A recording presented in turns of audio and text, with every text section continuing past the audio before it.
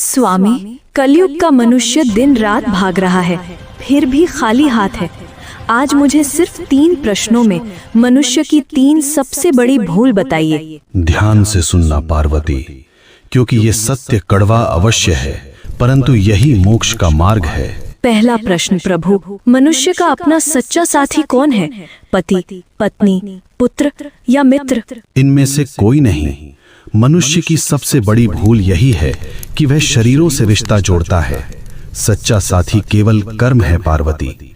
जब प्राण निकलते हैं तो पत्नी द्वार तक, मित्र शमशान तक और पुत्र अग्नि देने तक साथ निभाते हैं, किंतु कर्म ही एकमात्र ऐसा साथी है जो लोक और परलोक दोनों में साथ जाता है। बाकी सब यहीं धरा रह जाएगा। दूसरा प्रश्न स्वामी, सबसे सुखी कौन है? जिसके पास धन है या जिसके पास शक्ति है? दोनों दुखी हैं। सुखी वही है जिसे संतोष है।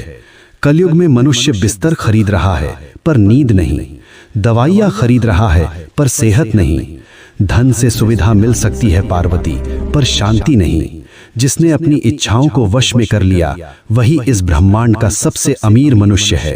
अंतिम प्रश्न प्रभु, मनुष्य आपको पत्थर की मूर्तियों में ढूंढता है, तीर्थों में भटकता है, आप वास्तव में कहाँ मिलते हैं? मैं विश्वास में हूँ और मैं सेवा में हूँ।